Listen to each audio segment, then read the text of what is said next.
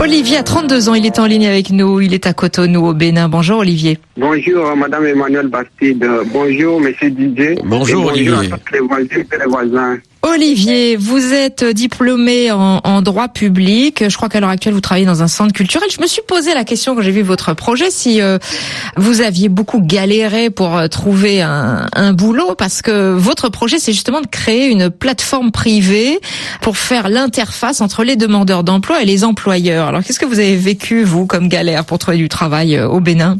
C'est aussi un peu ça, mais j'ai constaté que dans les colonnes d'un quotidien de la place, qui publie presque tous les jours les offres d'emploi, mais ils ne trouvent pas les profils nécessaires. L'idée m'est venue de cela. Oui. Ça consiste à mettre en interface les demandeurs d'emploi enregistrés et les employeurs aussi enregistrés. À ce moment, quand on a les offres d'emploi, nous mettons en contact les demandeurs d'emploi selon le profil demandé des employeurs. Ensuite, nous serons rémunérés en fonction d'un certain pourcentage discuté au préalable avec le départi, c'est-à-dire les demandeurs d'emploi que nous aurons trouvé de l'emploi, 10% des demandeurs d'emploi et 15% du côté de l'employeur. Alors, c'est-à-dire, celui qui trouve un job grâce à vous, il verse 10% de son premier salaire, c'est ça? Et puis après, c'est terminé, basta. Et l'employeur, il verse combien du premier salaire que lui-même a versé au gars qu'il a embauché? Lui, il verse 15% du premier salaire. D'accord. Bon, bah là, vous avez du business, hein, Didier. Vous êtes servi. Bon. Bah oui, là. Bon, alors. Nous allons fermer d'ailleurs. C'est ce que j'allais dire. Voilà Olivier qui veut piquer le travail de Didier à côté. Non, mais sur cette idée déjà, je voulais avoir votre réaction, Didier à côté, cette idée d'interface entre des demandeurs d'emploi et des employeurs notamment sur des postes qui ne seraient pas pourvus. C'est important. Il y a une réalité ou pas? Non, il y a une réalité. Il y a une réalité. Si vous voulez, aujourd'hui, selon certains secteurs, il y a des milliers d'emplois disponibles et des milliers de candidats sur le marché qui cherchent ces emplois, mais simplement parce qu'on n'a pas d'espace de rencontre. C'est des espaces un peu que l'équivalent des agences de promotion de l'emploi dans les pays essaient de combler, mais difficilement parce que les employeurs ne vont pas forcément vers ces structures et les chercheurs pas forcément non plus. Donc, il y a une demande, effectivement, et Olivier a raison de créer cette plateforme. Après, c'est dans le modèle que je voudrais peut-être poser quelques questions, Olivier.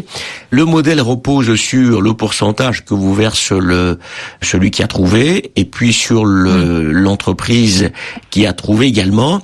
Mais avant ça, quand on s'inscrit sur la plateforme, on paye quelque chose, le demandeur paye quelque chose, l'employeur paye quelque chose. Ou on ne paye que quand on a trouvé. Oui. On ne paye que quand on a trouvé de l'emploi. C'est-à-dire, les demandeurs d'emploi, souvent, ils sont dans des situations de précarité qui disent qu'ils n'ont pas quelque chose pour payer.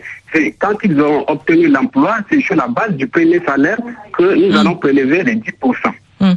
D'accord. Alors, comment vous intervenez dans le processus? Une fois que l'employeur a posté son annonce, que vous aussi, vous avez les candidats en ligne, il y a un travail de tri que vous faites et vous transmettez tout ça aux clients, enfin aux recruteurs, ou comment se déroule le processus? Je précise bien qu'il y a déjà des cabinets de recrutement sur la place à Cotonou, mais qui travaillent surtout avec des grandes entreprises, avec des diplômés pour des emplois de cadre, c'est-à-dire ce que vous faites, vous, Didier à côté, et que la spécificité de votre projet, Olivier, c'est de vous adresser plutôt à des demandeurs d'emploi nettement moins diplômés pour des emplois nettement moins qualifiés, c'est ça? Oui, c'est cela. Vous pouvez me donner 2-3 exemples là d'emplois que vous pourriez pourvoir? Plus souvent, je rencontre des demandes telles que les agents commerciaux, les agents d'entretien, les dames de ménage, etc. C'est avec des gens, comme vous l'avez déjà dit, moins diplômés. Or, les grands cabinets qui existent déjà travaillent avec ceux qui sont diplômés. Est-ce que l'agent d'entretien, la femme de ménage, a un CV et va le poster en ligne pour que vous puissiez faire le lien entre ce demandeur et l'entreprise? En fait, c'est une première question. Et après, comment vous faites le traitement?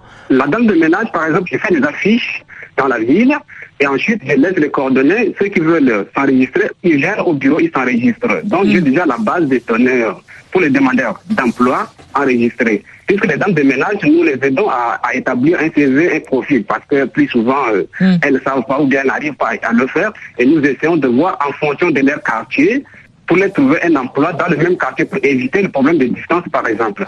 En ce qui concerne le tri, comme nous avons déjà les bases de données des demandeurs d'emploi dans des ménages, les agents de sécurité, les agents d'entretien.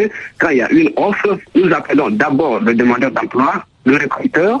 Nous lui demandons ses exigences et en fonction de ce qu'il va nous dire, nous regardons dans les bases de données que nous avons pour chercher quel profil correspond à l'offre. Didier à côté. Bon, en fait, là, Olivier, vous êtes en train de décrire le job d'un cabinet de recrutement. C'est plus vraiment une plateforme en ligne. Je vous recommanderais de revoir un petit peu la partie candidat, parce que les niveaux de candidature que vous indiquez, si vous devez faire les CV, les mettre en ligne, vous allez voir que ça va vous coûter beaucoup de temps et donc de l'argent. Or, c'est une plateforme en ligne que vous proposez. Sachant qu'il est rémunéré au pourcentage sur les salaires et que là, il nous a cité des emplois qui sont faiblement rémunérés. En plus, donc même en faisant du volume... il faut qu'il fasse beaucoup de volume, mais c'est que le temps humain que vous allez consacrer à ces personnes ne permettra pas à votre business d'être rentable. Bon, alors en conclusion sur ce projet, deux conseils clés. Une plateforme de lien entre offreurs et demandeurs, c'est extrêmement important. Si c'est sur des cibles telles qu'il est en train de les décrire, ce n'est plus du tout une plateforme en ligne, c'est simplement un cabinet de placement qui s'adresse à ces populations puisqu'ils vont les recenser, les répertorier et vous allez les proposer directement aux entreprises. Vous gagnerez plus de temps à constituer cette base et aller directement prospecter les entreprises et les mettre en relation et faire ces embauches comme un cabinet de recrutement. Avec des méthodes beaucoup plus classiques finalement. Absolument. Mais là, si c'est une plateforme en ligne, il faut qu'elle soit le plus automatisée possible avec justement beaucoup de trafic parce que vous allez aussi faire de la pub, vendre des espaces, etc. L'automatisation doit être optimisé. Sinon, c'est pas une plateforme en ligne et vous ne gagnerez pas l'argent et revenez simplement peut-être à un modèle de base d'un cabinet de placement. Olivier, vous avez pris des notes, vous nous tenez au courant, on a envie d'avoir de vos nouvelles dans quelques mois ou un an en tout cas. C'est une bonne idée, il y a des besoins, mais il faut peaufiner le projet, Olivier. Ok, d'accord, merci madame. Bonne journée à Cotonou. À bientôt, Olivier. Au Bénin.